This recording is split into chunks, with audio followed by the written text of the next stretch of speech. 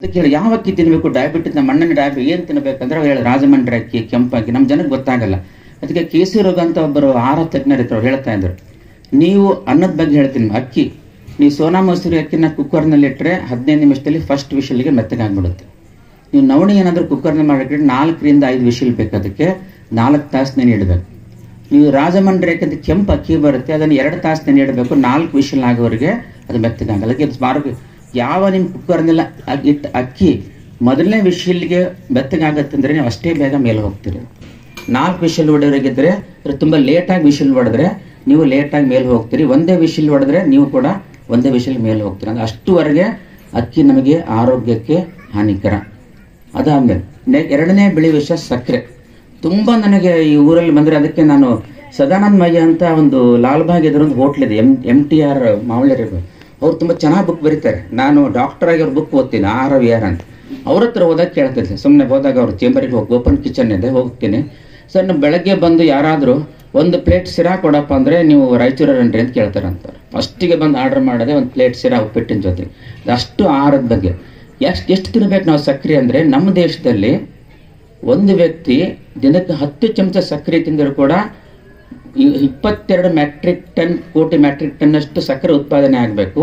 42 ಕೋಟಿ metric ton ಉತ್ಪಾದನೆ ಮಾಡಿದ್ರು ಕೂಡ ನಮ್ಗೆ ಸಾಲ್ತಾ ಇಲ್ಲ. ಒಬ್ಬ ವ್ಯಕ್ತಿ ಒಂದು ದಿನಕ್ಕೆ 4 ಚಮಚ ಸಕ್ಕರೆ ತಿನ್ನಬೇಕು, 4 ಚಮಚ 20 ಗ್ರಾಮ್ಸ್.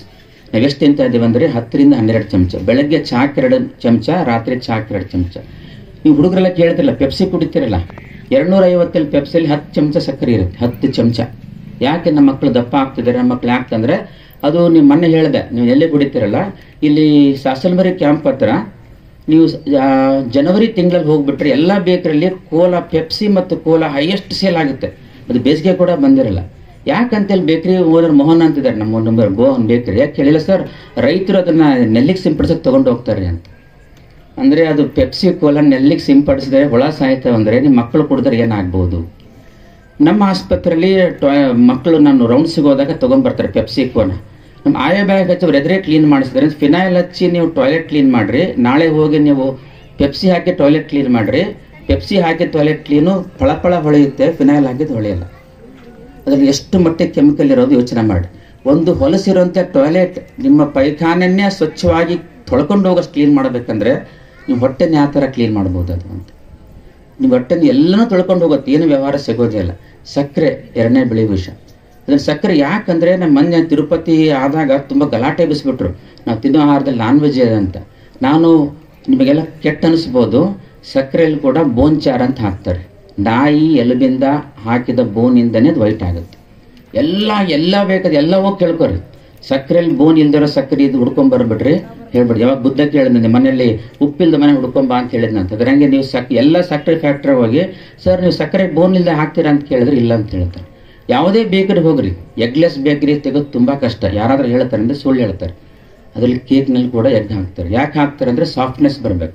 ನೀವೇನು ನಾನ್ ಅಂತ ತಿಂತೀರಲ್ಲ, ನಾನ್ ಪರೋಟ, ಅದರಲ್ಲಿ ಇದರಲ್ಲಿ ಹಿಟ್ಟಿನಲ್ಲಿ ಎಗ್ ಯಾಕೆ ಹಾಕ್ತಾರೆ, ಇಲ್ಲದ್ರೆ ಅಷ್ಟು ಮೃದು ಬರೋಕ್ಕೆ ಸಾಧ್ಯನೇ ಇಲ್ಲ. ಇವೆಲ್ಲ ನೀವು ಅನ್ಕೊಂಡಿರೋ ವೆಜಿಟೇರಿಯನ್ ಎಲ್ಲೋ ಸಿಗೋಂಥ ನಾನ್ ವೆಜಿಟೇರಿಯನ್. ಯಾಕೆ ಒಂದು ಹೇಳ್ತೀನಿ, ಮನೇಲಿ ಇವೆಲ್ಲ ಮಾಡಿದ್ರೆ ಯಾವ ಊರಲ್ಲ ಎಲ್ಲರೂ ಏನು ಗಂಗಾವತಿ ರೋಡಿಗೆ ಇವತ್ತೇನಾದರೂ ಕಳೆದ 5 ವರ್ಷಗಳ 20-30 ನಾನ್ ವೆಜಿಟೇರಿಯನ್ NID ರೆಸ್ಟೋರೆಂಟ್ ಬಂದಿದ್ದೇವೆ ಅಂದರೆ ನಮ್ಮ ಸಿಂಧೂರಿನಲ್ಲಿ ಇನ್ನೊಂದು 10 ವರ್ಷಕ್ಕೆ ಅಷ್ಟೇ ಪ್ರಮಾಣದಲ್ಲಿ ಡಯಾಬಿಟಿಸ್ ರೋಗಗಳು ಗ್ಯಾರಂಟಿ. ಈ ಮೈದಾ ಮೂರನೇ ಬಿಳಿ ವಿಷ ಮೈದಾ. ಈ ಮೈದಾ ಯಾರು ತಿಂತಾರೆ 100%. ಇತ್ತೀಚಿನ ದಿನಗಳಲ್ಲಿ ವಾಟ್ಸಪ್ನಲ್ಲಿ ಬಂತು, ಇಲ್ಲಿ ಪಂಜಾಬ್ನಲ್ಲಿ ಗೋಧಿ ತಿಂತಾರೆ, ಗ್ಲೂಟಿನ್ ತಿಂತಾರೆ, ಅದರಿಂದ ಹೊಟ್ಟೆ ನೋವು ಬರುತ್ತೆ, ಮೈದಾ ತಿನ್ನಬೇಕಂತ. ನೀವೇನಾದರೂ ಹೆಣ್ಮಕ್ಳಿದ್ರೆ ಜೊತೆಗೆ ಬ್ಯೂಟಿ ಪಾರ್ಲರ್ ಹೋದ್ರೆ ನಿಮ್ಮ ಮುಖನ ಕಪ್ಪಿದ್ರೆ ಬ್ಲೀಚ್ ಮಾಡಿ ಬೆಳ್ಳಗೆ ಮಾಡ್ತಾರೆ, ಅದರಲ್ಲಿ ಕೆಮಿಕಲ್ಸ್ ಇರುತ್ತೆ. ಅದೇ ಥರ ಗೋಧಿನ ಬ್ಲೀಚ್ ಮಾಡಿ ಮಾಡಿ ಮಾಡಿ ವೈಟ್ ಎಲ್ಲ ತೆಗೆದಾಗ ಹೋಗೋದೆ ಮೈದಾ. ಯಾಕೆ ಮೈದಾ ವೈಜ್ಞಾನಿಕವಾಗಿ ಯಾರೋ ಸುಮ್ಮನೆ ಡಾಕ್ಟರ್ ಹೇಳ್ತಾರೆ ಅಂತಿಲ್ಲ. ಆ ಥರ ಬ್ಲೀಚ್ ಮಾಡಿದಾಗ ಬೆಂಜಾಯಿಲ್ ಪರಾಕ್ಸೈಡ್ ಆದಾಗ ಅಲೆಕ್ಸಾನ್ ಒಂದು ರಾಸಾಯನಿಕ ಹುಟ್ಟುಕೊಳ್ಳುತ್ತೆ.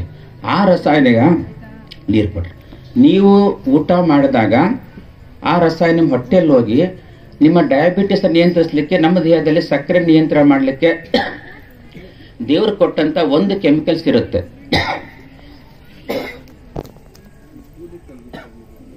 ಇನ್ಸುಲಿನ್ ತಗೊಂತಾರೆ, ಶುಗರ್ ಜಾಸ್ತಿ ಆಗುತ್ತೆ.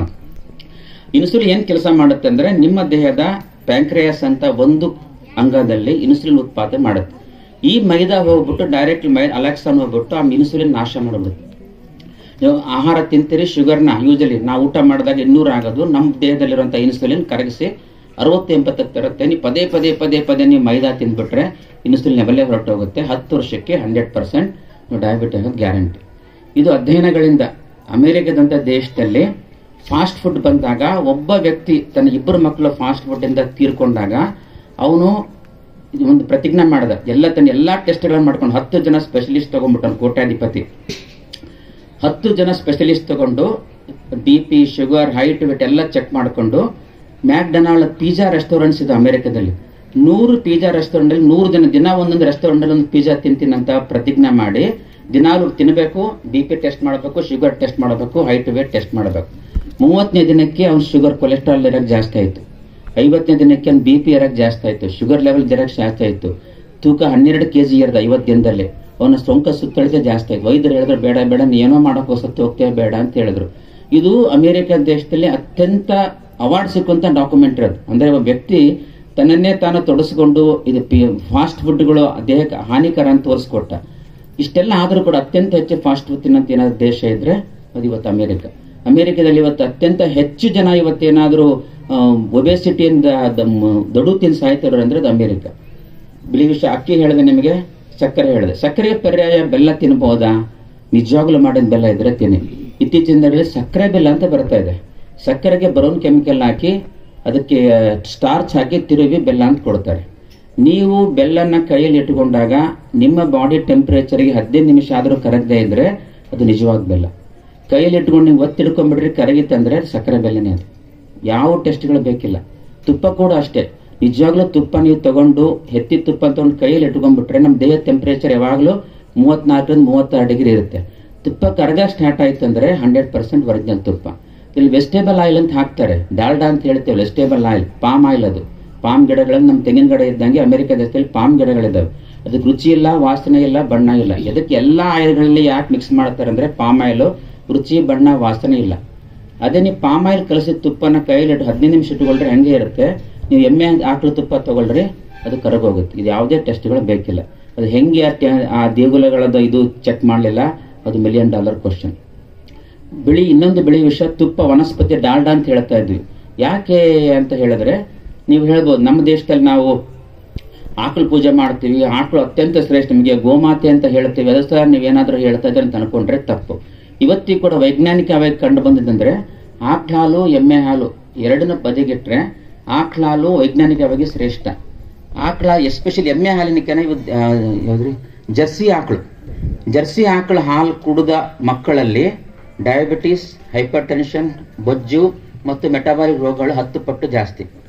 ಆಕಳಲ್ಲಿ ಯಾಕೆ ಇರಲ್ಲ ಅಂದ್ರೆ ಅದು ದೈವದತ್ತವಾಗಿ ಬಂದಿರೋದು. ಹಂಗಾಗಿ ಬೆಂಗಳೂರಲ್ಲಿ ಇವತ್ತು ಕೂಡ A1 A2 ಮಿಲ್ಕ್ ಅಂತ ಮಾರ್ತಾರೆ ಸರ್.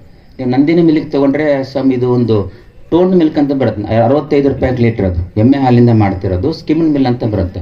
ಅಂದ್ರೆ ಎಲ್ಲಿವರೆಗೆ ಮುಂಚೆ ಯಾರಾದ್ರೂ ಒಂದು ಪೇಷಂಟ್ ಬಂದು ಹಾಲು ಕುಡಿಬೇಕಾ ಡಾಕ್ಟರ್ ಅಂತ ಕೇಳಿದ್ರೆ ಕುಡಿಯಪ್ಪ ಅಂತ ಹೇಳ್ತಿದ್ವಿ. ಈಗ ಎಲ್ಲಿವರೆಗೆ ಕ್ವಶನ್ ಬಂದಿದೆ ಅಂದ್ರೆ ಇದು ಎಮ್ಮೆ ಹಾಲ, ಆಕಳ ಹಾಲ, A1 A2 ಪೌಡ್ರ್ ಹಾಲ, ಪುಡಿ ಹಾಲ. ಬೆಂಗಳೂರಿಗೆ 10,000 ಲೀಟರ್ ಹಾಲು ಬರುತ್ತೆ ದಿನಾಲು. ಅದು ಯೂರಿಯಾದಿಂದ ಮಾಡಿದಂತ ಹಾಲು, ಅದು ಹಾಲೇ ಅಲ್ಲ. ಯೂರಿಯಾ ಸೋಪ್ ಮಿಕ್ಸ್ ಮಾಡಿಬಿಟ್ಟು ಲ್ಯಾಕ್ಟೇಸ್ ಅಂತ ಒಂದು ಎಂಜೈಮ್ ಬರೋದು ಮಿಕ್ಸ್ ಮಾಡಿಬಿಟ್ಟು ಹಾಲು ಕೊಡ್ತಾರೆ. ಹಂಗಾಗ್ಬಿಟ್ಟು ಇವತ್ತು ನಾವು ಇನ್ನೊಂದು ಊರಲ್ಲಿ, ನಾವು ಊರ ಹೆಸರು ಹೇಳಿದಂತ ತಿಳ್ಕೊಬೇಡ್ರಿ, ಬಸಾಪುರ ಅಂತ ಒಂದು ಊರಿನಲ್ಲಿ 5 ವರ್ಷ ಹಿಂದ್ಗಡೆ ಒಂದು 12 ವರ್ಷದ ಮಗು ಬಂದ. ಅವನ ತೂಕ 48 kg. ಅವನ ವಯಸ್ಸಿಗೆ 20 ಏಜ್ ಇರ್ಬೇಕು. ತೂಕ ನಂಗೆ ತೊಂದರೆ ಅನಿಸ್ಲಿಲ್ಲ, ಏನು ಮುನ್ನ ಊಟ ಮಾಡ್ತಾ ಇರ್ಬೇಕು. ಅವನ ತೂಕ ಹೆಣ್ಣಿನ ತೂಕ ಇತ್ತು. ಅವ್ನು ಯೂಶಲಿ ಗಂಡಿನ ತೂಕ ಅಂದ್ರೆ ಹೊಟ್ಟೆ ಬಂದ್ರೆ ಗಂಡಿನ ತೂಕ ಅಂತೀವಿ, ಉಷ್ಠ ಬಂದ್ರೆ ನಾವು ಹೆಣ್ಣಿನ ತೂಕ ಅಂತ ಹೇಳ್ತೀವಿ. ಅಂದ್ರೆ ಹೆಣ್ಣಿನ ಆಕಾರ ಇತ್ತ ಹುಡುಗನಿಗೆ. ಯಾಕೆ ಇವತ್ತು ತೂಕ ಇರಲಿ, ಯಾಕೆ ಹಾರ್ಮೋನ್ ಅನಾಲಿಸಿಸ್ ಮಾಡಿ ಕಟ್ರೆ 12 ವರ್ಷದ ಮಗುಂತಲ್ಲಿ ಗಂಡು ಹಾರ್ಮೋನ್ ಇರೋ ಜಾಗದಲ್ಲಿ ಹೆಣ್ಣು ಹಾರ್ಮೋನ್ಗಳಿತ್ತು. ಏನ್ ತಲೆ ನಮ್ಗೆ ರೆಫರ್ ಮಾಡಿದೆ ಬೆಂಗಳೂರಿಗೆ. ಅವ್ರು ಕ್ವಶನ್ ಮಾಡ್ಕೊ, ಸರ್ ಇವ್ನ ಜೆನೆಟಿಕ್ ಟೆಸ್ಟ್ ಮಾಡೋಣ, XY ಕ್ರೋಮೋಸೋಮ್ ಐತೆ, XY ಅಲ್ಲಿವರೆಗೆ ಟೆಸ್ಟ್ ಮಾಡಿದ್ರೆ ಅವ್ನು ಗಂಡು ಹುಡುಗನೇ. ಅವನು ಹೆಣ್ಣಿನ ಹಾರ್ಮೋನ್ ಯಾಕಿದೆ ಅಂತ ಕೇಳಿದ್ರೆ, ಇಲ್ಲ ಸರ್ ನಮ್ಮ ಮನೆ ಬಾಗಲಗೊಬ್ಬವನು ಆಂಧ್ರದವನು ಹಾಲು ಕೊಡ್ತಾನೆ, ಅವ್ನು ಆಕಳ ಹಾಲು ಜಾಸ್ತಿ ಕೊಡ್ಲಂತೆ ಹಾರ್ಮೋನ್ ಚುಸ್ತಾನೆ. ನಾನು ಆಕ್ಸಿಟೋನ್ ಅಂತ ನಮ್ಮ ಹೆಣ್ಮಕ್ಳಿಗೆ ಗರ್ಭಾವಸ್ಥೆಯಲ್ಲಿ ಆಕ್ಸಿಟೋನ್ ಹಾರ್ಮೋನ್ ಬರುತ್ತೆ. ಅದು ಹಾರ್ಮೋನ್ ಅಂದ್ರೆ ನಾರ್ಮಲ್ ಆಗಿ ಸ್ರವಿಸುತ್ತೆ, ಅದರಿಂದ ಹಾಲು ಬರುತ್ತೆ ಮಗುಗೆ. ಆ ಆಕಳ 2 ಲೀಟರ್ ಕೊಡು, ಆಕಳ 5 ಲೀಟರ್ ಕೊಡು ಅಂತ ಸಾಮಾನ್ಯ ಬಹುತೇಕ ರೈತರು ನಮ್ಮ ಭಾಗದಲ್ಲಿ ಆ ಹಾರ್ಮೋನ್ ಅನ್ನು ಆಕಳಿಗೆ ಚುಸ್ತಾರೆ. ಅಲ್ಲಿ ಆಕಳಲ್ಲಿ ಬರುವಂತಹ ಹಾಲುಗಳಲ್ಲಿ ಇರುವಂತಹ ಹಾರ್ಮೋನ್ಗಳು ಹೆಣ್ಣು ಹಾರ್ಮೋನ್ಗಳು. ಯಾಕೆ ಹೇಳ ಆ ಮಗು ಅಲ್ಲದ ಹೆಣ್ಣು ಹಾರನ ಗೊತ್ತಾಯ್ತು, ಅವನಿಗೆ ಸ್ಟಾಪ್ ಮಾಡಿದ್ವಿ, ಮುಂದೆ ಅವನು ಮದುವೆ ಆಯ್ತು, ಮಕ್ಕಳಾಯ್ತು, ಹಂಗೆ ಬಿಟ್ಟಿದ್ರೆ ಎಲ್ಲಿವರೆಗೆ ದುರಂತ ಆಗ್ತಾ ಇದೆ.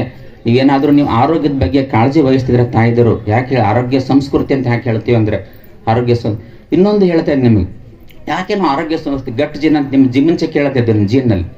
ನಾವು ಉತ್ತರ ಕರ್ನಾಟಕದವರು, ರಾಯಚೂರು ಜಿಲ್ಲೆಯವರು 4 ರೊಟ್ಟಿ ತಿಂದ್ರೆ ಆರಾಮಾಗಿ ಜೀರ್ಣಿಸ್ಕೊಳ್ತೇವೆ. ಬೆಂಗಳೂರು ನಮ್ಮ ಫ್ರೆಂಡ್ಸ್ ಬಂದ್ರೆ 4 ರೊಟ್ಟಿ ಉಣ್ಣಂದ್ರೆ ಮರುದಿನ ಹೊಟ್ಟೆ ಹಿಡಿತೀವಿ ಅಂತ ಹೇಳ್ತಾರೆ ಅವ್ರು.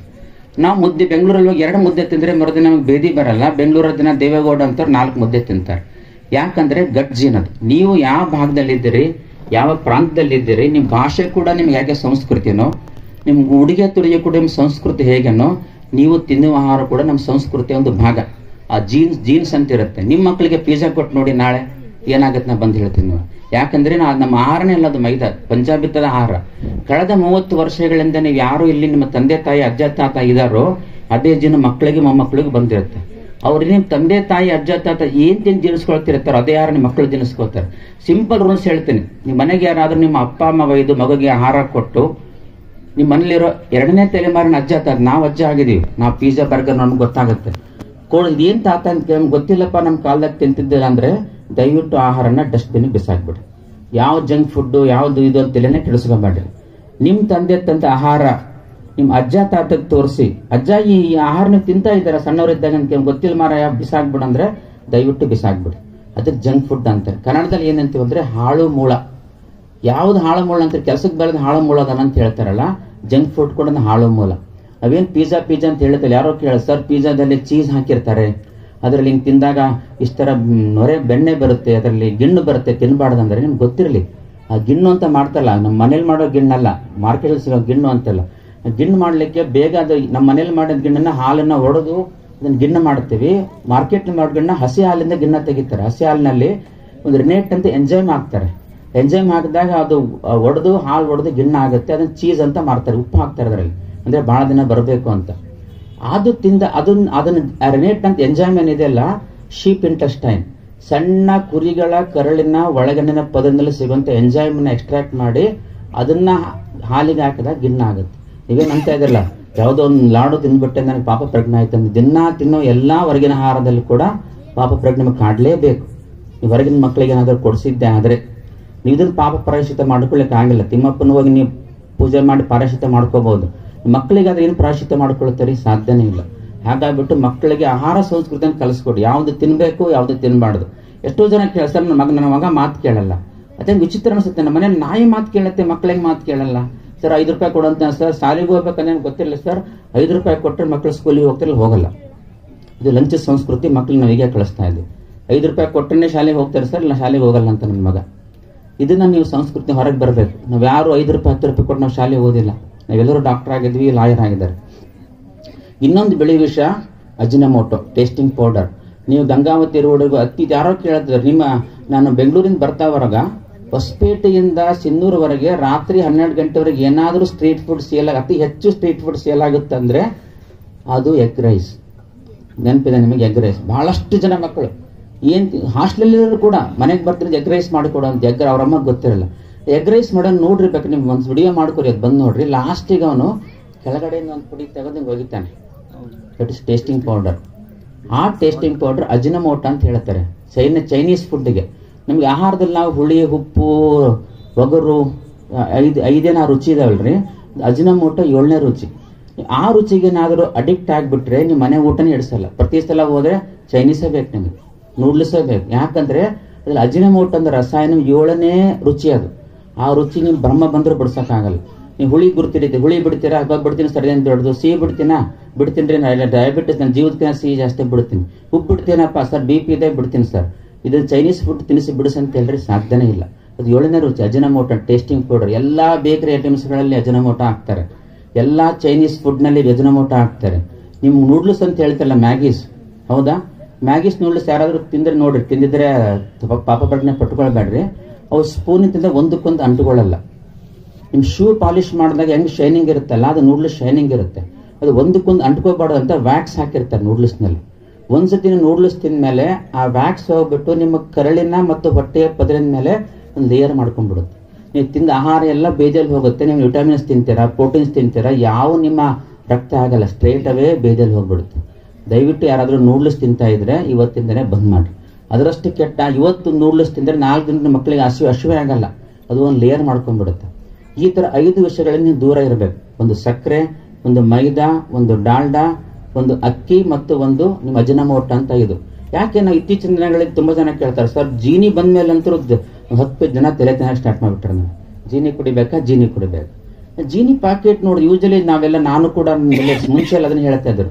ಮುಂಚೆ ನಮ್ಮ ಕಡೆ ಕಿರುಧಾನ್ಯ ಅಂತ ಇದ್ರು, ಈಗ ಸಿರಿಧಾನ್ಯ ಅಂತಾರೆ. ಕಿರುಧಾನ್ಯ ಅಂತ ಚಿಕ್ಕ ಚಿಕ್ಕವಾಗಿರ್ತದೆ. ನೆಲ್ಲು, ಸಜ್ಜೆ, ಸಾಮೆ, ನವಣೆ, ಉದುಲು ಮತ್ತೆ ಜೋಳ, ಚಿಕ್ಕ ಚಿಕ್ಕ ಕಿರುಧಾನ್ಯ. ಯಾವಾಗ ಕಿರಿಧಾನ್ಯ ಸಿರಿಧಾನ್ಯ ಆಯಿತು, ಸಿರಿವಂತ ಸೊತ್ತಾಗ್ಬಿಡ್ತದೆ. ಕಿರಿಧಾನ್ಯ ಮೊದಲೆಲ್ಲ 10 ರೂಪಾಯಿ ಕೆಜಿ ಸಿಗವ, ಈಗ ಮಾರ್ಕೆಟ್ನಲ್ಲಿ 60 ರೂಪಾಯಿ 70 ರೂಪಾಯಿ ನವಣೆ ಅಂತಾರೆ. ಅದು ತಿನ್ಬೇಡಿ ಅಂತ ಹೇಳಲ್ಲ. ಸಿರಿಧಾನ್ಯದ ಕಿರುಧಾನ್ಯಗಳಲ್ಲಿ ನಾರಿನಾಂಶ ತುಂಬಾ ಜಾಸ್ತಿ ಇರುತ್ತೆ. ನಾರಿನಾಂಶ ಅಂದ್ರೆ ನೀವು ತೊಪ್ಪಲ ಪಲ್ಯ ಅಂತ ತಿಂತಲ್ಲ, ನಾರಿನಾಂಶ ಇರುತ್ತೆ. ನಾರು, ಜಿಗುಟು, ಬೇರು ಅಂತಿರಲ್ಲ. ಒಬ್ಬ ವ್ಯಕ್ತಿಗೆ ನಾರ್ಮಲ್ ಮಲಬದ್ಧತೆ ಆಗ್ಲಿಕ್ಕೆ ನಾರಿನಾಂಶ ಬೇಕೇ ಬೇಕು. ಒಂದು ದಿನಕ್ಕೆ 20 ಗ್ರಾಮ್ ಬೇಕು. ನೀವು ಸಿರಿಧಾನ್ಯ ಕಿರುಧಾನ್ಯ ತಿಂದರೆ ಒಂದು 100 ಗ್ರಾಮ್ನಲ್ಲಿ 30 ಗ್ರಾಮ್ ಇರುತ್ತೆ. ತಿಂದು ಬೇದಿ ಮಾಡ್ಕೊಂಡ್ ಬಂದ್ಬಿಡ್ತಾರೆ ಮಕ್ಕಳು. ಆಮೇಲೆ ಪಾಕೆಟ್ ತಿರ್ಸಿ ನೋಡಿದೆ, ಏನಾದ್ರು ಹೇಳಿದ್ರೆ ಇವ್ರು ತಪ್ಪು ಕಲ್ಪನೆ ಆಗುತ್ತೆ, ಡಾಕ್ಟ್ರು ಬೈತಾರೆ ಅಂತ ಹೇಳಿದ್ರೆ, ಆ ಜೀನಿ ಪ್ಯಾಕೆಟ್ನಲ್ಲಿ ನಮಗೇನು ಮುಖ್ಯವಾಗಿ ನಮಗೇನು ರಾಗಿ ಬೇಕು, ಕ್ಯಾಲ್ಸಿಯಂ ಇರುತ್ತೆ. ಜೋಳ ಬೇಕು, ಅದರಲ್ಲಿ ತುಂಬಾ ಪ್ರೋಟೀನ್ ಇರುತ್ತೆ. ಅದನ್ನ ಹೇಳ್ತಾರೆ, ಜೋಳವ ತಿಂಬವ ತೋಳದಂತಾಗವನು, ನವಣೆಯ ತಿಂಬವನು ಹವನಾಗಿ ಇರುತ್ತೆ, ರಾಗಿಯ ತಿಂಬವನು ನಿರೋಗಿ ಆಗಿರೋ ಸರ್ವಜ್ಞ ಅಂತ ಹೇಳ್ತಾನೆ. ರಾಗಿ ಇರಲ್ಲ, ಜೋಳ ಇರಲ್ಲ. ಯಾವ ತುಂಬಾ ಕಡಿಮೆ ರೇಟಿಗೆ ಸಿಗ್ತಾವೆ, ಉದುಲು, ಕುರುಮೆ ಅಂತ ಆ ಕಡೆ ಬೆಂಗಳೂರು ಕಡೆ ಬೆಳೆ, ಅವು 80% ಆದರೆ 10% 3% ನಮ್ಮ ಕಡೆ ಜೋಳ, ರಾಗಿ ಹಾಕಿರ್ತಾರೆ. ಅಂದ್ರೆ ಮಾರ್ಕೆಟಿಂಗ್ ಟ್ಯಾಕ್ಟಿಕ್. ನಮ್ಮೆಲ್ಲ ಜನ ಜೀನಿ ಕುಡಿಸೋದು, ಬೇದಿ ಮಾಡ್ಕೊಂಡ್ ಬರೋದು. ಇನ್ನೊಂದು ನೀವೇನಾದ್ರೂ ಹಣ್ಣು ಇಷ್ಟಿದೆ ನಮ್ಮ ಜನರಿಗೆ ಏನು ಹುಚ್ಚು ಅಡ್ಮಿಟ್ ಆಯ್ತು, ಕಿವಿ ಜ್ಯೂಸು ಇಲ್ಲ ಆಪಲ್ ಜ್ಯೂಸ್ ಹಲ್ಲು ಇಲ್ಲದೆ ಇದ್ರೆ ಜ್ಯೂಸ್ ಕುಡ್ರಿ ದಯವಿಟ್ಟು. ಹಲ್ಲಿದ್ರೆ ಯಾರು ಜ್ಯೂಸ್ ಕುಡಕ್ಕೆ ಹೋಗ್ಬೇಡಿ. ಹಣ್ಣಿಂದು ಪ್ರಕೃತಿ ಅದಾಗ ಹೇಳ್ತಾರೆ, ಪ್ರಕೃತಿ, ಸಂಸ್ಕೃತಿ ಮತ್ತು ವಿಕೃತಿ. ನಿಜವಾಗಿ ನಮ್ಗೆ ಯಾವುದು ನಮ್ಮದು ಆಹಾರ ಪ್ರಕೃತಿಯಾಗಿ ಕೊಟ್ಟು ಅದೇ ರೂಪದಲ್ಲೇ ನಾವು ತಿನ್ಬೇಕು. ನೀವು ಸ್ವಲ್ಪ ಖಾರ ಉಪ್ಪು ಕಲಿಸ್ಕೊಂಡು ತಿಂದ್ರೆ ಅದು ಸಂಸ್ಕೃತಿ. ತುಂಬಾ ಕೆಡಿಸಿಬಿಟ್ಟು ತಿಂದ್ಬಿಟ್ರೆ ವಿಕೃತಿ. ನಾವು ರೊಟ್ಟಿನ ಯಾಕೆ ಇಷ್ಟಪಡ್ತೀವಿ, ಎಣ್ಣೆ ಇಲ್ಲ ಅಂತ ಇಷ್ಟಪಡ್ತೀವಿ. ಎಲ್ಲ ಮದುವೆಗಳಲ್ಲಿ ಅಕ್ಕಿನ ರೊಟ್ಟಿನ ಫ್ರೈ ಮಾಡ್ತಾರೆ. ಮತ್ತೆ ಅದು ಅದರಿಂದ ಹುಚ್ಚತನ ನೋಡೇ ಇಲ್ಲ. ರೊಟ್ಟಿನ ಇಷ್ಟಪಡೋದು ಜೀರೋ ಕೊಲೆಸ್ಟ್ರಾಲ್, ಜೀರೋ ಗ್ಲೂಟ್. ಇವತ್ತಿಗೇನಾದ್ರೂ ನಾನು ಈ ಭಾಗದವನ್ನ ಅಂತ ಹೇಳ್ತಾ ಇಲ್ಲ, ನಾನು ಬೋಸ್ಟನ್ ತಗೊಂಡೋಗಿದ್ದು ನಮ್ಮ ಜೋಳನ, ಬಾಸ್ಟನ್ ಯೂನಿವರ್ಸಿಟಿಗೆ. No gluten, no cholesterol, it is the maize ಅಂತಿದ್ರು ಅವರು. ಯಾವುದು ಆಹಾರದಲ್ಲಿ ನಾವು ಕೊಲೆಸ್ಟ್ರಾಲ್ ಬೇಡ, ಎಣ್ಣೆ ಬೇಡ ಅಂತ ಇಷ್ಟಪಟ್ಟು ತಿಂತೀವಿ, ಮದುವೆಗಳಲ್ಲಿ ಅದನ್ನು ಎಣ್ಣೆಲಿ ಕರೆದು ಬಿಟ್ಟು ಮೇಲೆ ಖಾರ ಹಾಕಿ ಕೊಟ್ಟು ಬಿಡ್ತಾರೆ. ಅದರಷ್ಟು ದೊಡ್ಡತನ ಏನಿದ್ದಾನ. ಇಡ್ಲಿ ಅಷ್ಟು ಶ್ರೇಷ್ಠ ಆಹಾರ ಯಾವುದಿಲ್ಲ. ರೋಗಿ ಬಂದ್ರೆ ಇಡ್ಲಿ ಮೇಲ್ಗಡೆ ಅದು ಮಿರ್ಚಿ ಬಜಿಕರ ಹಿಟ್ಟನ್ನು ಹಾಕಿ ಅದನ್ನು ಫ್ರೈ ಮಾಡಿ ಕೊಡ್ತಾ ಇದ್ದಾರೆ ಗಂಗಾವತಿ ರೋಡಿ. ಯಾವ್ದು ಇಡ್ಲಿ ನಾವು ಅಕ್ಕಿ ಇರುತ್ತೆ, ಅದರಲ್ಲಿ ಉದ್ದಿನ ಬೇಳೆ ಇರುತ್ತೆ, ಪ್ರೋಟೀನ್ಸ್ ಇರುತ್ತೆ, ಕಾರ್ಬೋಹೈಡ್ರೇಟ್ಸ್ ಕೊಡ್ತೀವಿ, ಅದನ್ನು ಮತ್ತೆ ಕೆಟ್ಟ ಆಯಿಲ್ನಲ್ಲಿ ಕರೆದು ಮಾಡ್ತೀರಂದ್ರೆ ನಿಮಗೆ ಯಾರು ಸೇಟ್ ತಪ್ಪು ತಿಳ್ಕೊಬೇಡ್ರಿ. ಸಿಂಧೂರಿನಲ್ಲಿ ಒಬ್ಬನು ಸುಟ್ ಆಯಿಲ್ ಸೇಟ್ ಅಂತಿದ್ದ 10 ವರ್ಷಗಳಲ್ಲಿ. ಅವನ ಹೆಸರೇ ಸುಟ್ ಆಯಿಲ್ ಸೇಟ್ ರೀ. ಅವನು ಏನ್ ಮಾಡ್ತಿದ್ದಂದ್ರೆ ಎಲ್ಲ ಹೋಟ್ಲಿಗೆ ಹೋಗಿ ಅರ್ಧಂಬರ್ಧ ಕರದೆಣ್ಣೆ ಇರ್ತೈತಲ್ರಿ, ಅದನ್ನ ತಗೊಂಡೋಗಿ ಪ್ಯಾಕ್ ಮಾಡಿ ರೋಡ್ ಸೈಡ್ ವೆಂಡರ್ಸಿಗೆ ಮಾರ್ತಿದ್ದ. 50 ರೂಪಾಯಿ 60 ರೂಪಾಯಿ 10 ರೂಪಾಯಿ 20 ರೂಪಾಯಿ ತಗೋರ. ಅದರಿಂದ 3 ಅಂತಸ್ ಮನೆ ಕಡ್ದ. ಹೆಸರು ಹೇಳಲ್ಲ ಅವನ ಹೆಸರೇ ಸುಟ್ಟಾಯಿಲ್ ಸೇಟ್. ಅಂದ್ರೆ ಸುಟ್ಟಾಯಿಲ್ ಯಾಕೆ ನಾವು ತಿನ್ಬಾರ್ದಂದ್ರೆ, ನೀವು ಕರಿತೀರಲ್ಲ ಎಣ್ಣೆ, ಒಂದ್ಸತಿ 2ನೇ ಸಲ ಕೆಂಪಗಾಗುತ್ತೆ, 3ನೇ ಸಲ ಕರ್ರಗಾಗುತ್ತೆ. ನೀವು ಜಿಲೇಬಿ ಕರರು ಹೋಗಿ ನೋಡ್ರಿ, ಆಯಿಲ್ ಕೆಟ್ಟದಲ್ಲ. 2ನೇ ಸಲ 3ನೇ ಸಲ ಕರೆದಾಗ ಅದರಲ್ಲಿ ಆಯಿಲ್ ಗಟ್ಟಿ ಆಗ್ತಾ ಹೋಗುತ್ತೆ. ಆ ಗಟ್ಟಿ ಆಗಿದಾಗ ಎಲ್ಲಿ ಕೊಡಬೇಕು, ಅದು ನಿಮ್ಮ ಹಾರ್ಟ್ಲಿಸ್ನಾಗ ಕೂಡುತ್ತೆ, ನಿಮ್ಮ ರಕ್ತನಾಳದಲ್ಲಿ ಕೂಡುತ್ತೆ, ಹಾರ್ಟ್ ಅಟ್ಯಾಕ್ ಬರುತ್ತೆ. ಯಾಕೆ ಎಣ್ಣೆ ನೀವು ಇದು ಮಾಡುತ್ತೀರಿ? ನೀವೇನಾದರೂ ಎಣ್ಣೆ ತಿಂತಾ ಇದ್ರೆ ನಾ ಆ್ಯಕ್ಚುಲಿ ಇದನ್ನೆಲ್ಲ ಇಷ್ಟ ಡಿಟೇಲ್ ಹೇಳ್ತೇನೆ, ನಾನು ಟೈಮ್ ಇಲ್ಲದೆ ಇದ್ದರೂ ಕೂಡ. ಅಂದರೆ ನಮ್ಮ APM ಹಾಸ್ಪಿಟ್ಲ್ ಎದುರುಗಡೆ ಒಂದು ಕಾಯಿಪಲ್ಯ ಮಾರ್ಕೆಟ್ ಇದೆ, ಇಲ್ಲಿ ಗಾಣ ಮಾಡಿ ಕೊಡ್ತಾರೆ. ನೀವು 1 kg ಶೇಂಗಾ ಎಣ್ಣೆ ಕುಸಿಬೆಣ್ಣೆ ಬಿಟ್ಟು ಏನು ತಿಂದಲ್ಲ 20 ವರ್ಷದಿಂದ. 1 kg ಶೇಂಗಾ ಒಯ್ದರೆ 200 ml ಎಣ್ಣೆ ಬರುತ್ತೆ. ನೀವು 1 ಲೀಟರ್ ಎಣ್ಣೆ ಬರಬೇಕಾದ್ರೆ 5 kg ಶೇಂಗಾ ಒಯ್ಬೇಕು, ಒಂದು 1000 ರೂಪಾಯಿ ಆಯ್ತು. ಅದೇ ಶೇಂಗಾ ಎಣ್ಣೆ ನೀವು 3 ಮಾರ್ಕೆಟ್ನಲ್ಲಿ ತಗೊಂಡ್ರೆ ಎಷ್ಟು ಸಿಗುತ್ತೆ ರೀ? 200. ಹೆಂಗ್ ಕೊಡ್ತಾರೆ ಅವ್ರು? ಹೆಂಗ್ ಕೊಡಕ್ ಸಾಧ್ಯ? 200 1 kg ನಾನೇ ತಗೊಂಡು ಹಾಕಿಸ್ತೀನಿ. ಸಂಡೇ ದಿನ 200 ml ಕಿಂತ ಜಾಸ್ತಿ ಬರಲ್ಲ. ನಾವು ಜಾಸ್ತಿ ತಿರುಗಿಸಿದ್ರೆ ಒಂದು 50 ml ಜಾಸ್ತಿ ಬರುತ್ತೆ. 1000 ರೂಪಾಯಿ ಶೇಂಗಾ ಒಯ್ದರೆ 1 ಲೀಟರ್ ಆಯಿಲ್ ಬರುತ್ತೆ. ಹೆಂಗೆ ಹಾಕ್ತಾರೆ ಅಂದ್ರೆ, ನೀವು ಪೆಟ್ರೋಲಿ ಮತ್ತು ಗಾಡಿಗೆ ಪೆಟ್ರೋಲ್ ಹಾಕ್ಸ್ತಿರೋದು, ಪೆಟ್ರೋಲ್ ಡೀಸೆಲ್, ಪೆಟ್ರೋಲ್ ತೈಲ ಮಾಡ್ತಾರಲ್ಲ, ಫಸ್ಟಿಗೆ ಪೆಟ್ರೋಲ್ ಬರುತ್ತೆ, ಡೀಸೆಲ್ ಬರುತ್ತೆ, ಆಯಿಲ್ ಬರುತ್ತೆ, ಕೊನೆಗೆ ಪ್ಯಾರಾಫಿನ್ ಅಂತ ಲಾಸ್ಟ್ ಆಯಿಲ್ ಬರುತ್ತದೆ. ಅತ್ಯಂತ ಪೆಟ್ರೋಲ್ನ ಕೊನೆ ಉತ್ಪನ್ನ. ಅದಕ್ಕೆ ರುಚಿ ಇಲ್ಲ, ಬಣ್ಣ ಇಲ್ಲ, ವಾಸನೆ ಇಲ್ಲ. ಅದ್ರ ಗುಡ್ನೆಸ್ ಅಂದ್ರೆ ಯಾವ್ದು ಜೊತೆ ಕಲಿಸ್ಕೊಡ್ರಿ ಅದನ್ನ. ಇದು 200 ml ಇರೋದು 300 ml ಮಾಡುತ್ತದೆ. ಗಟ್ಟಿ ಆಗಿರುತ್ತೆ. ಹಾಕ್ದಂಗೆಲ್ಲ ತಿರುಗ್ದಂಗೆಲ್ಲ ನೀರು ಹಾಕ್ತಿರೋರಿ ಗಟ್ಟಿ ಆಗ್ತವೆ. ಆ ಲಿಕ್ವಿಡ್ ಮುಂಚೆ ನಾವು ಪಾಮಾಯಿಲ್ ಕಲಿಸ್ತಾ ಇದ್ರು, ಪಾಮಾಯಿಲ್ ಬಿಟ್ಟಿದ್ದಾರೆ ಈಗ. ಲಿಕ್ವಿಡ್ ಪ್ಯಾರಾಫಿನ್ ಅಂತ ನಾವು ಬೇದಿ ಆಗ್ಲಿಕ್ಕೆ ನಮ್ಮ ಮಕ್ಕಳಿಗೆ ಬೇದಿ ಆಗಿದ್ದ ಕಾಲಕ್ಕೆ ಔಡ್ಲೆಣ್ಣೆ ಅಂತ ಕೊಡ್ತಾ ಇದ್ದಾರೆ. ಔಡ್ಲೆಣ್ಣೆಗಿನ ಸ್ಟ್ರಾಂಗ್ ಅದನ್ನು ಕಲಿಸ್ತಾರೆ. ಆಮೇಲೆ ನೀವು ಏನು ವಾಸನೆ ತೆಗೆದು ನೋಡಿ ಶೇಂಗಾದ ವಾಸನೆ ಅಂತಿರಲ್ಲ, ಅದು ಕೆಮಿಕಲ್ಸ್. ಅದು ನಿಮ್ಗೇನಾದ್ರೂ ಇವತ್ತು ಯಾವ್ದಾದ್ರು ಹೋಟ್ಲಿಗೆ ಬೆಂಗಳೂರಂತ ಹೋಟ್ಲಲ್ಲಿ ಕಾಫಿ ಕುಡಿಯೋಕೆ ಹೋದ್ರೆ ಆ ಹೋಟ್ಲ್ ಒಳಗಡೆ ಹೋದ ತಕ್ಷಣ ಕಾಫಿ ಕುಡಿಯೋಕೆ ವಾಸನೆ ಬರುತ್ತೆ. ಸಿದ್ಧಾರ್ಥಂದು ಕೆಫೆ ಕಾಫಿ ಡೇ ಆಯಿತು, ಇದರಲ್ಲಿ ಅಲ್ಲಿ ಕಾಫಿ ಸ್ಪ್ರೇಸ್ ಬರ್ತವೆ, ಕಾಫಿ ಸ್ಮೆಲ್ ಇರೋ ಹೋಟೆಲ್ ಸ್ಪ್ರೇ ಮಾಡ್ತಾರೆ. ಒಳಗೋದ ತಕ್ಷಣ ಏನು ಘಮಘಮ ಅನ್ನತ್ತೆ ಅಂತ ಹೇಳ್ಬಿಟ್ಟು ಕಾಫಿ ಕುಡಿತೀರಿ, ಆ ಕಾಫಿ ವಾಸನೆ ಬರಲ್ಲ, ಸ್ಪ್ರೇ ವಾಸನೆ ಬರ್ತಿರುತ್ತೆ. ಅಲ್ಲಿ ಒಂದು ಅಘೋಷಿತ ವರ್ಕರ್ಸ್ಗೆ ರೂಲ್ಸ್ ಅಂದ್ರೆ, ನಮ್ಮ ಕಾಫಿ ಡೇ ಅಲ್ಲಿ ಕೆಲಸ ಮಾಡುವಂಥ ಯಾವ ಕೆಲಸಗಾರರು ನೀವು ಸೆಂಟ್ ಡಿಯೋಡ್ರೆಂಟ್ ಹಾಕೊಂಡ್ಬರಂಗಿಲ್ಲ, ಹಾಕೊಂಬಂದ ಕೆಲಸ ಹೋಯ್ತು. ಯಾಕಂದ್ರೆ ಇದು ಮಾಸ್ಕ್ ಆಗತ್ತಾರಲ್ಲ, ಕಾಫಿ ಸ್ಪ್ರೇ ಮಾಡ್ರಿ, ಕಾಫಿ ಸ್ಮೆಲ್ ಇರೋಂಥ ಒಂದು ಡಿಯೋಡ್ರೆಂಟ್ ಸ್ಪ್ರೇ ಮಾಡಿರ್ತಾರೆ ಹೋಟೆಲ್ ಒಳಗಡೆ, ನೀವು ಸ್ಪ್ರೇ ಹಾಕೊಂಬಂದ್ರೆ ನಿಮ್ಮ ವಾಸನೆ ಬಂದ್ಬಿಡುತ್ತೆ. ಜನ ಕಾಫಿ ಸ್ಮೆಲ್ನ ಐಡೆಂಟಿಫೈ ಮಾಡಲ್ಲ. ಒಂದು ಯಾವುದೇ ಒಂದು ಎಣ್ಣೆ ತೊಗೊಂಬರ್ರಿ, ಆರೆಂಜ್ ಯಾವುದೇ ಒಂದು ನಾರ್ಮಲ್ ಎಳ್ನೀರು ತೊಗೊಂಬರ್ರಿ, ಆರೆಂಜ್ ಜ್ಯೂಸ್ ಫ್ಲೇವರ್ ಸಿಗುತ್ತೆ. ಒಂದು ಡ್ರಾಪ್ ಹಾಕಿ ಕಲಿಸಿ ನೀವು ಕಣ್ಣು ಬಟ್ಟಿ ಕೊಟ್ಟು ಮೂಸಿ ತೋರಿಸ್ತೇನೆ, ಎಳ್ನೀರಿಗೆ ನೀವು ಆರೆಂಜ್ ಜ್ಯೂಸ್ ಅಂತೀರಿ. ನೀವು ಕುಡಿಯೋಂಥ ಎಲ್ಲ ಆಹಾರ ಪದಾರ್ಥಗಳು ಕಲಬೆರಕೆ. ದಯವಿಟ್ಟು ಯಾರಾದರೂ ಮಾರ್ಕೆಟ್ನಲ್ಲಿ ಹೋಗಿ ಆರೆಂಜ್ ಜ್ಯೂಸ್ ತೊಗೊಂಬರ್ತೀನಿ, ಮಾಜಾ ಕುಡಿತೀನಿ ಅಂದರೆ ಅದರಲ್ಲಿ 8% ಕೂಡ ಬಾಟ್ಲಿ ಇವತ್ತು ತೆಗೆದು ನೋಡ್ರಿ, ಇವತ್ತು 8% ಕೂಡ ಅದರಲ್ಲಿ ಹಣ್ಣಿನ ಅಂಶ ಇರಲ್ಲ. ಬರೀ ಆಯಿಲ್ ಇರುತ್ತೆ, ನೀರಿರುತ್ತೆ, ಸಕ್ಕರೆ ಇರುತ್ತೆ. 250 ml ಮಾಜಾದಲ್ಲಿ 12 ಚಮಚ ಸಕ್ಕರೆ ಇರುತ್ತೆ. ನಾವು ಯಾಕೆ ಹಣ್ಣು ತಿನ್ನಬೇಕು, ಜ್ಯೂಸ್ ಕುಡಿಬೇಡ ಅಂದರೆ, ಹಣ್ಣಿನ ವಿಶೇಷ ಗುಣ ಅಂದರೆ ಅದರಲ್ಲಿ ನಾರಿನ ಪದಾರ್ಥ. ನೀವು ಆರೆಂಜ್ ಮಾರ್ಕೆಟ್ ಸಿಗುತ್ತೆ, ಹೋಗಿ ತೊಗೊಂಬರ್ರಿ, ನೀವು ಪರೆ ಸುರಿದಂಗೆ ಎಲ್ಲಾದ್ರೂ ನಾರಿನ ಅಂಶ ಬರುತ್ತೆ, ಒಳಗಡೆ ಇರೋದು ಮಾತ್ರ ಸಕ್ಕರೆ ಅಂಶ. ನಮ್ಮ ದೇವರು ಪ್ರಕೃತಿ ಹೇಳಿದ್ಮೇಲೆ ಹೇಗೆ ಸಿಗುತ್ತೆ ಹಾಗೆ ತಿನ್ನೋದು ಪ್ರಕೃತಿ, ಹಾಗೆ ತಿನ್ಬೇಕು ನಾವು. ಆರೆಂಜ್ ಸಿಗುತ್ತೆ ಅಂದ್ರೆ ಅದನ್ನೇ ಇಡಿಯಾಗಿ ತಿನ್ಬೇಕು. ನೀವು ಒಳಗಡೆ ಮೇಲಿನ ಸಿಪ್ಪೆ ಯಾಕೆ ತಿನ್ಬೇಕಂದ್ರೆ, ನಮ್ಮ ದೇಹಕ್ಕೆ ಒಳಗಡೆ ಹೋದಾಗ ಅದ್ರ ಮೇಲ್ಗಡೆ ಫೈಬರ್ ಅರ್ಧ ತಾಸು 40 ನಿಮಿಷಕ್ಕೆ ನಿಧಾನವಾಗಿ ಪೊರೆ ಕಳಿಸ್ಕೊಂಡು ಸಕ್ಕರೆ ಅಂಶ ಬಿಡಕ್ಕೆ ಸ್ಟಾರ್ಟ್ ಆಗುತ್ತೆ. ನೀವು ಜ್ಯೂಸ್ ಕುಡಿದ್ರೆ ಬ್ಲಡ್ ಶುಗರ್ 50 ಇರೋದು 1 ಗಂಟೆಗೆ 250 ಹೋಗುತ್ತೆ. ನೀವು ಹಣ್ಣು ತಿಂದ್ರೆ 2-3 ತಾಸಾದ್ರೂ ಕೂಡ 80 ಇರುತ್ತೆ. ಅಂದ್ರೆ ನಮ್ಮ ದೇವರು ಮಾಡಿರೋಂಥ ಪ್ರಕೃತಿವಾದ, ಅದ್ರ ಜೊತೆ ಒಂದು ಯಾವ್ದೊಂದು ಹಣ್ಣು ಕೊಟ್ಟಿದ್ರೆ ಜೊತೆಗೆ ಮೇಲ್ಗಡೆ ಒಂದು ನಾರಿನಾಂಶ ಕೊಟ್ಟಿರ್ತಾನೆ. ನೀವು ಜ್ಯೂಸ್ ಮಾಡೋದು ಎಲ್ಲ ನಾರಿನಾಂಶ ನೀವು ಸೋಸ್ ಬಿಡ್ತೀರಾ, ಬರೀ ಸಕ್ಕರೆ ಅಂಶ ಇರುತ್ತೆ. ನೀವು ನಾರಿನಾಂಶದಲ್ಲಿ ಏನಿರುತ್ತೆ ಅಂದ್ರೆ ವಿಟಮಿನ್ಸ್ ಇರುತ್ತೆ. ಕೇಳಿದ ಹುಡುಗ, ನೀವು ಹಣ್ಣಲ್ಲಿ ಆರೆಂಜ್ ಹಣ್ಣಲ್ಲಿ ವಿಟಮಿನ್ ಸಿ ಇರುತ್ತೆ, ಪ್ಲಸ್ ಸಕ್ಕರೆ ಇರುತ್ತೆ, ನಾರಿನಾಂಶ ಇರುತ್ತೆ. ನೀವು ಜ್ಯೂಸ್ ಮಾಡಿ ಕುಡಿದು ಬಿಟ್ರೆ ಸಕ್ಕರೆ ನೀರು ಕುಡ್ದಂಗೆ ಹೊರತಾದ್ರಲ್ಲಿ ಏನೂ ಇರಲ್ಲ. ನೀವು ಸಕ್ಕರೆ ನೀರು ಕುಡಿದು ಒಳ್ಳೇದನೋ ಅಥವಾ ನೀವು ವಿಟಮಿನ್ ಸಿ ಇರೋಂಥ ಜ್ಯೂಸ್ ಕುಡಿದ್ರು ನಿಮ್ಮ ಆಯ್ಕೆ ನಿಮ್ಮದು.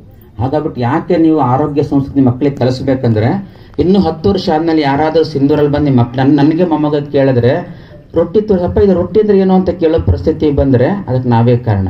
ಇದಕ್ಕೆ ಆಹಾರ ಸಂಸ್ಕೃತಿ ಅಂತ ಹೇಳುತ್ತೆ. ಅಪ್ಪ ಇದು ರೊಟ್ಟಿನ ಏನಿದು ಅಂತ ಕೇಳಿದ್ರೆ ಅದಕ್ಕೆ ನೇರವಾಗಿ ಕಾರಣ ನೀವೇ.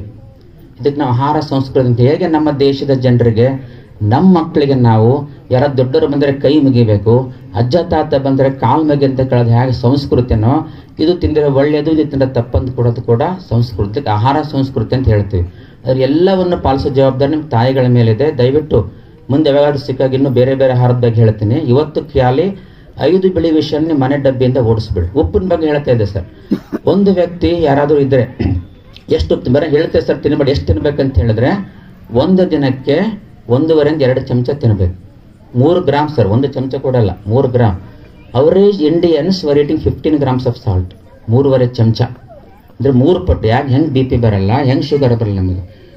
ನಾವು 20 ಚಮಚ ಸಕ್ಕರೆ ತಿನ್ನೋರು 45 ಗ್ರಾಮ್ ತಿಂತೀವಿ. ಒಂದು ದಿನಕ್ಕೆ 4 ಚಮಚ ಸಕ್ಕರೆ ತಿನ್ನಬಾರ್ದು. ನಾವುಗಳು ಹೈದರಾಬಾದ್ ಕರ್ನಾಟಕ ಏರಿಯಾದವರು CSE ಅಂತಾರೆ ಗಂಟಿನ ಬಿಟ್ಟು ನಮ್ಮ ಬೇಕರಿ, ನಮ್ದು ಸಿಂಧು ಕಲಾ ಸೌರಭ ಅಂತ ಒಂದು ಗ್ರೂಪಿನ ಮೆಂಬರ್ ಆಗಿದೆ.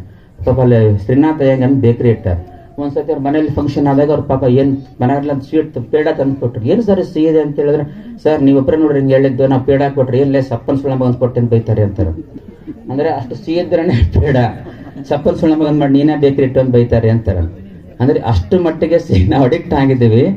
ಅಂದ್ರೆ ಇಲ್ಲಿ ಹೋಗ್ತಾ ಇದೆ. ನಾವು 4 ಚಮಚ ಸಕ್ಕರೆ ತಿನ್ನೋರು 20 ಚಮಚ ತಿಂತೀವಿ. 1 ಚಮಚ ಉಪ್ಪು ತಿನ್ನೋರು. ಒಂದು ಮನೇಲಿ ನೀವು ಏನಾದ್ರೂ ಇದ್ರೆ ಗಂಡ ಹೆಂಡತಿ 2 ಮಕ್ಕಳಿದ್ರೆ 1 ತಿಂಗಳಿಗೆ ನೀವು 2 ಲೀಟರ್ಕಿಂತ ಜಾಸ್ತಿ ಆಯಿಲ್ ತಿಂದಿದ್ದೇ ಆದರೆ ನಿಮಗೆ ಹಾರ್ಟ್ ಬ್ಲಾಕ್ ಆಗೋದು ಗ್ಯಾರಂಟಿ. ಒಂದು ವ್ಯಕ್ತಿ 1 ತಿಂಗಳಿಗೆ 3/4 ಲೀಟರ್ಕಿಂತ ಜಾಸ್ತಿ ಆಯಿಲ್ ತಿನ್ನೋಂಗಿಲ್ಲ, 1/2 ಲೀಟರ್ ಫೈನ್. ಯಾಕೆ ನಮ್ಮ ಮನೇಲೆ ಕೇಳಿದೆ, ಸರ್ ಟಿಫಿನ್ಗೆ ಆಯಿಲ್ ಜಾಸ್ತಿ ಹೋಗುತ್ತೆ, ನೀವು ಉಪ್ಪಿಟ್ಟು ಒಗ್ಗರಣೆ ಮಾಡಿದ್ರೆ ಸಿಕ್ಕಾಪಟ್ಟು ಆಯಿಲ್ ಹೋಗುತ್ತೆ ಅಂತಾರೆ. ಉಪ್ಪಿಟ್ಟು ಒಗ್ಗರಣೆ ನಮ್ಮ ದೇಹದ, ಉಪ್ಪಿಟ್ಟು ಅಂದ್ರೆ ಕಾಂಕ್ರೀಟು, ಒಗ್ಗರಣೆ ಅಂದ್ರೆ ಗ್ಯಾಸ್. ಅದು ತಿನ್ಲಿಕ್ಕೆ ಬೇಡ ಅಂದ್ರೆ ಯಾಕೆ ನಾವು ಆಹಾರ ಸಂಸ್ಕೃತಿ ಬಗ್ಗೆ ತಿಳುವಳಿಕೆ ಜನಕ್ಕೆ ಮಾಡಿಕೊಡ್ಬೇಕಂದ್ರೆ, ನಾವು ಸಿಂಧೂರಿನಲ್ಲಿ ಅತ್ಯಂತ ಚಪಾಗತಿಗಳು ಯಾಕೆ ಆಗ್ತಾವಂದ್ರೆ ಅವ್ನು ಇಂಡಿಕೇಟರ್ ಹಾಕಲ್ಲ. ಅವ್ರ ಅಬ್ದುಲ್ ಸಾಬರಿಗೆ ಗೊತ್ತು, ಹಿಂಗೆ ಸೈಡ್ ತಗೊಂಡು ಹೋಗ್ಬಿಡ್ತಾನೆ. ಕೈ ಮಾಡಲ್ಲ, ಹೆಡ್ಲೈಟ್ಗೆ ಬೈಕಿಗೆ 4 ಲೈಟ್ ಹಾಕೊಂಡ್ ಬರ್ತಾರೆ. ಯಾಕಂದ್ರೆ ರೂಲ್ಸ್ ಐತೆ ಅಂತ ಕೇಳ್ತಾರೆ. ಅಂದ್ರೆ ಅವ್ರಿಗೆ ಬಗ್ಗೆ ಗೊತ್ತೇ ಇಲ್ಲ. ನನ್ನ ಲೈಟ್ ಬೈಕಿಗೆ ಒಂದೇ ಲೈಟ್ ಹಾಕಬೇಕು, ರೈಟಿಗೆ ಇಂಡಿಕೇಟರ್ ಹಾಕಬೇಕು ಅಂತ ಹೆಂಗ್ ನಮ್ಮ ಜನರಿಗೆ ಗೊತ್ತಿಲ್ಲನೋ ಅಪಘಾತ ಯಾಕೆ ಆಗ್ತಾವೋ. ನಿಮ್ಮ ದೇಹದ ಅಪಘಾತ ಆಗ್ಲಿಕ್ಕೆ ನಿಮ್ಮ ಮಕ್ಕಳಿಗೆ ನೀವೇನಾದ್ರೂ ಗೊತ್ತು ಮಾಡದೇ ಇದ್ರೆ, ಇದು ಹೈ ಟೈಮ್. ನಮ್ಮ ಸಿನ್ನೂರು ಜನತೆಗೆ ನಾನು ತುಂಬಾ ನನಗೆ ಕಷ್ಟ ಅನಿಸ್ಬಿಡುತ್ತೆ. ದಿನ ನಾನು 20 ಸ್ಕ್ಯಾನ್ ಮಾಡ್ತೀನಿ, ಎಂಡೋಸ್ಕೋಪಿ ಮಾಡ್ತೀನಿ. ಮಕ್ಕಳಿಗೆ ಅಷ್ಟು ಕಷ್ಟಪಟ್ಟು ಮೂಗ್ನಲ್ಲಿ ಪೈಪ್ ಹಾಕುವಾಗ ಎಷ್ಟು ತೊಂದರೆ ಆಗುತ್ತೆ. ಅಲ್ಸರ್ಸ್ ನೋಡ್ತಾ ಇದ್ದೇನೆ ಅಂದ್ರೆ ನಾವೆಲ್ಲಿ ಹೋಗ್ತಾ ಇದ್ದೀವಿ ಅಂತ ನನಗೆ ಕಷ್ಟ ಅನಿಸುತ್ತೆ.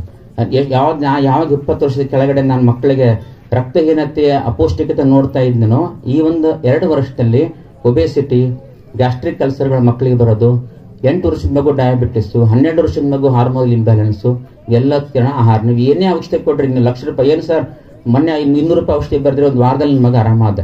ನೀವು ₹1,00,000 ಔಷಧಿ ಬರೆದು ತಗೊಂಡು ಹೋದ್ರು ಕೂಡ ಅದು ಒಂದೇ ವಾರ ಕೆಲಸ ಮಾಡುತ್ತೆ. ನೀವೇನು ತಿಂತೀರೋ ನೀವು ಅದಾಗಿರ್ತೀರ. ಅದಕ್ಕೆ ನಾವು ಬೆಂಗಳೂರಲ್ಲಿ ಓದಿದ್ದೆ, ಪಾವ್ ಗರಂ ಪೇಟ್ ನರಂ ದಿಮಾಗ್ ರಕ್ಕೋ ತಂಡ ವೈದ್ಯ ಕುಮಾರು ದಂಡ ಅಂತ ಹೇಳ್ತಾ ಇದ್ರು. ಈ ಪಾವ್ ಗರಂ ಅಂದ್ರೆ ನೀವು ಕೂತು ಕೂತು ಕೂತು ಕಾಲು ಮೆತ್ತಗಾಗೋದು, ನಡೆದಾಗ ಕಾಲು ಬಿಸಿ ಆಗ್ತಾವಲ್ಲ, ಪಾವ್ ಗರಂ, ವಾಕಿಂಗ್ ಮಾಡ್ರಿ. ಪೇಟ್ ನರಂ, ಯಾವಾಗಲೂ ಮೆದುವಾದ ಆಹಾರ ತಿನ್ರಿ, ಹೊಟ್ಟೆ ಮೆತ್ತಗಿರುತ್ತೆ. ಇವೆಲ್ಲ ಸಿಕ್ಕಂಗೆ ಜಂಕ್ ಫುಡ್ ಹೊಟ್ಟೆ ಗಟ್ಟಿ ಆಗುತ್ತೆ, ಇಷ್ಟು ಹೊಟ್ಟೆ ಬರುತ್ತೆ.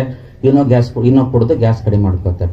ದಿಮಾಗ್ ರಕ್ಕೋ ತಂಡ, ಸ್ಟ್ರೆಸ್ ಇಂದ ಇರಬೇಡಿ. ಸರಿ ಹೇಳ್ತಾರೆ, ಮನೋಸ್ಥಿತಿ ಮತ್ತು ಮಾನಸಿಕ ಸ್ಥಿತಿ. ವೈದ್ಯ ಕುಮಾರು ದಂಡ ಅಂದ್ರೆ 3 ಸರಿ ಇಟ್ಟರೆ ನೀವು ವೈದ್ಯರಿಗೆ ಕೋಲ್ ತಗೊಂಡು ಓಡಿಸ್ರಿ. ನಿಮ್ಮ ಬಟ್ಟೆ ಮೆತ್ತಗಿದ್ರೆ, ನಿಮ್ಮ ಕಾಲುಗಳು ಬಿಸಿ ಆಗಿದ್ರೆ, ನಿಮ್ಮ ತಲೆ ತಂಪಾಗಿದ್ರೆ, ತಲೆಯಲ್ಲಿ ಐಸ್ ಫ್ಯಾಕ್ಟ್ರಿ ಇದ್ರೆ ನೀವು ಯಾವ ಡಾಕ್ಟರ್ ಬೇಕಿಲ್ಲ. ಇದು ಇವತ್ತಿನ ಆರೋಗ್ಯ ಸಂಸ್ಕೃತಿಯ ನಿಮ್ಗೆ ಕೊಟ್ಟಿರೋ ಮಾಹಿತಿ. ಇದು ನೀವು ಮನೇಲಿ ಕೇವಲ ನಾನು ಮಾಡಿದ ಭಾಷಣ ಮೇಲೆ ಪ್ರಭಾವ ಬೀರಬಾರ್ದು. ಡಾಕ್ಟರ್ ಚೆನ್ನಾಗಿ ಮಾತಾಡೋ ಮೇಲೆ ಪರಿಣಾಮ ಬೀರ್ಬೇಕು ನಿಮಗೆ. ನಾಳೆಯಿಂದ ನೀವು ಪ್ರತಿಜ್ಞೆ ಮಾಡಿ, ನಮ್ಮ ಮಗ ಹೊರಗಡೆ ಹೋಗಿ ಕೇಕ್ ಕೊಡ್ತೀನಿ, ಹೆಟ್ ಕೊಟ್ಟು ಮನೆಗೆ ಕರ್ಕೊಂಬರ್ರಿ, ನಾವು ಹೊಡಿತೀನಿ ಅಂತ ಹೇಳ್ತೀನಿ ಅಂತೆಲ್ಲ ಅದಂಗೆ ಹೇಳಿದ್ರೆ ನಮ್ಮ ಮಕ್ಕಳು ಕರೀತಾರೆ. ಅದು ಎಷ್ಟೋ ಸಲ ವೇದಿಕೆಯಲ್ಲಿ ಹೇಳ್ತಾರೆ. ಪೊಲೀಸರು ಪೊಲೀಸ್ ಸ್ಟೇಷನಲ್ಲಿ ಬಡದು ಕಡಿಮೆ ಆದಮೇಲೆ, ಮೇಸ್ತ್ರಿಗಳು ಶಾಲೆಯಲ್ಲಿ ಬಡದು ಕಡಿಮೆ ಆದಮೇಲೆ ಪೊಲೀಸರು ಬಡದು ಜಾಸ್ತಿ ಆಗಿದೆ. ಕಲ್ಲಪ್ಪಸ್ತರಿ ಅದು ನಾಳೆ ಬಡದು ಬಿಟ್ರೆ ಪೇರೆಂಟ್ಸ್ ಬಂದವ್ರು ಪೊಲೀಸ್ ಸ್ಟೇಷನ್ ಕರ್ಕೊಂಡು ಹೋಗಿ, ಏನ್ರಿ ಮಾಸ್ಟರ್ ಮಗ ಬಡದು ಬಿಟ್ರೆ ನೀವು ಆ ರೂಲ್ಸ್ ಐತೆ ಈ ರೂಲ್ಸ್ ಐತೆ ಅಂತೇಳಿ ಸರಿದಾರ್ ಕುಲ್ಕರ್ಣಿ ಸರ್ನೇ ಕರ್ಕೊಂಡ್ ಬಂದ್ಬಿಡ್ತಾರೆ. ಮತ್ತೆ ಹಂಗೆ ಆಗ್ಬಾರ್ದಂದ್ರೆ ನಿಮ್ಮ ಮನೇಲಿ ಸ್ವಲ್ಪ ಮಟ್ಟಿಗೆ ಆದ್ರೂ ಅವ್ರನ್ನ ಸಂಸ್ಕಾರ ಕಲಿಸ್ಬೇಕಂದ್ರೆ ತಿದ್ದಿ ತೀಡಬೇಕು. ಗಿಡವಾಗಿ ಬಗ್ಗೋದು ಮರವಾಗಿ ಬಗ್ಗಲ್ಲ. ಈ ವಯಸ್ಸಿನಲ್ಲಿ ಇವನಾದ್ರೂ ಇದು ತಿನ್ನೋದು ತಪ್ಪು ಅಂತ ಹೇಳದೇ ಇದ್ರೆ ಅವ್ನಿಗೇನು ಗೊತ್ತಾಗಲ್ಲ. ಲಾಸ್ಟ್ ಹೇಳ್ತೇನೆ, ಅಮೆರಿಕ ದೇಶದಲ್ಲಿ ಸರ್ ಪೆಪ್ಸಿ ಮಾರ್ಕೆಟಿಂಗ್ ಮಾಡಿದಾಗ ಅವ್ರಿಗೆ ಕೇಳಿದ್ರಂತೆ, ನಿಮಗೆ ರೈವಲ್ ಕಂಪ್ನಿ ಯಾವುದು ಅಂದ್ರೆ ನಿಮ್ಗೆ ತುಂಬಾ ಮಾರ್ಕೆಟ್ನಲ್ಲಿ ಇದಕ್ಕೆ ಪೆಪ್ಸಿಗೆ ಕಾಂಪಿಟೇಷನ್ ಕೊಡೋಂಥ ಪ್ರಾಡಕ್ಟ್ ಯಾವ್ದು? ನಾವು ಏನು ಹೇಳ್ತೀವಿ ಅಲ್ರಿ ಪೆಪ್ಸಿಗೆ? ಕೋಕಾ ಕೋಲಾ ಅಂತ ಹೇಳ್ತೀವಿ. ಅದೆಲ್ಲ ನೀರು ಅಂತ ಹೇಳಿದ್ರಂತ. ಇಂಡಿಯಾದಲ್ಲಿ ನೀವು ಪೆಪ್ಸಿ ಮಾರ್ಕೆಟ್ ಮಾಡಬೇಕಂದ್ರೆ ಅದಕ್ಕೆ ಮೇನ್ ಆಗಿ ನೀರು. ಯಾಕಂದ್ರೆ ಇಲ್ಲಿ ಜನ ಊಟ ಮಾಡಿದ್ಮೇಲೆ ನೀರು ಕುಡಿತಾರೆ, ಊಟಕ್ಕಿಂತ ಮೊದಲು ನೀರು ಕುಡಿತಾರೆ, ಊಟದ ನಂತರ ನೀರು ಕುಡಿತಾರೆ. ನೀವು KFC ಅಂತ ಬೆಂಗಳೂರಲ್ಲಿ ಹೋದರೆ ಒಂದು ಕೈಯಲ್ಲಿ ಫ್ರೆಂಚ್ ಫ್ರೈ ಕೊಡ್ತಾರೆ, ಒಂದು ಕೈಯಲ್ಲಿ 200 ml ಪೆಪ್ಸಿ ಕ್ಯಾನ್ ಕೊಡ್ತಾರೆ. ಅಂದ್ರೆ ನೀರಿನ ಸಂಸ್ಕೃತಿನೇ ತಪ್ಪಿಸಿಬಿಡ್ತದೆ ಸರ್. ನೀವು ನೀರು ಕುಡಿದ್ರೆ ಪೆಪ್ಸಿ ಕುಡಿಯೋಂಗೆ ಆಗಲ್ಲ. ಒಂದು ₹50 ಫ್ರೆಂಚ್ ಫ್ರೈಸ್ ಕೊಟ್ಟರೆ 250 ml ಕೋಲಾ ಫ್ರೀ ಕೊಡ್ತಾರೆ ನಿಮಗೆ. ಒಂದ್ಸಲ ಫ್ರೀ ಕೊಟ್ಟು ಅಡಿಕ್ಟ್ ಆಗಲಿ, ಮೊಬೈಲ್ ಕೊಟ್ಟು ಫ್ರೀ ಕೊಟ್ಟು ಮೊದಲು ಅಡಿಕ್ಟ್ ಮಾಡಿದಾರಲ್ಲ, ನಿಮ್ಗೆ ಪೆಪ್ಸಿ ಕೊಟ್ಟು ಅಡಿಕ್ಟ್ ಮಾಡ್ತಾರೆ. ಅದಕ್ಕೆ ಹೇಳಿದ್ರಂತೆ, ಪೆಪ್ಸಿ ಬಂದು ಇಂಡಿಯಾಗೆ ಬಂದಾಗ ರೈವಲ್ ನಿಮ್ಗೆ ತುಂಬಾ ಮಾರ್ಕೆಟ್ನಲ್ಲಿ ಕಾಂಪಿಟೇಷನ್ ಕೊಡುವಂತ ಏನಾದ್ರೂ ಒಂದು ವಸ್ತು ಇದ್ರೆ ಭಾರತೀಯರು ಬೆಳೆಸುವಂತ ನೀರು ಅಂತ ಹೇಳಿದ್ರಂತಾರೆ, ಕೋಲಾ ಅಂತ ಹೇಳಿಲ್ಲಂತ. ಅವ್ರು ನೀರು ಕುಡಿದು ಬಿಡ್ತಾರೆ, ಎಲ್ಲ ಮರ್ತು ಬಿಡ್ತಾರೆ. ಅವ್ರು ನೀರು ಕುಡಿದು ತಪ್ಪಿಸ್ಬೇಕು ಹೆಂಗಂದ್ರೆ, ಎಲ್ಲೆಲ್ಲಿ ನಿಮ್ಮ ಪೆಪ್ಸಿ ಔಟ್ಲೆಟ್ ಇಟ್ಟದಲ್ಲ, ಎಲ್ಲೆಲ್ಲಿ ಫಾಸ್ಟ್ ಫುಡ್ ಔಟ್ಲೆಟ್ಸ್ ಇದಾವಲ್ಲ, ನೀರಿನ ಪ್ಯಾಕೆಟೇ ಇಡಬೇಡ್ರಿ. ಫ್ರೀ ಆಗಿ 200 ml ಪೆಪ್ಸಿ ಕಾಯಿನ್ ಕೊಟ್ಬಿಡ್ರಿ. ಈ ನೀರು ಬೇಕಾದ್ರೆ ಕುಡಿಪಾ ಸರಿ ಹೊಟ್ಟೆ ತುಂಬುತ್ತೆ. ಇಲ್ಲಿವರೆಗೆ ಮಾರ್ಕೆಟಿಂಗ್ ಮಾಡ್ತಾರೆ. ದಯವಿಟ್ಟು ಯಾರು ಜಾಹೀರಾತಿಗೆ ಮರಳಾಗಬೇಡ್ರಿ, ನಿಮ್ಮ ಮಕ್ಕಳನ್ನ ಬೆಳೆಸ್ರಿ ಅಂತ ಹೇಳ್ತಾ ಮತ್ತೊಮ್ಮೆ ನನಗೆ ಆಶ್ರಮಕ್ಕೆ ಕರೆದಕ್ಕೆ ನನಗೆ ಮತ್ತೊಮ್ಮೆ ಎಲ್ಲ ಇಲ್ಲಿಯ ಸದಸ್ಯರಿಗೆ ನಮಸ್ಕಾರ.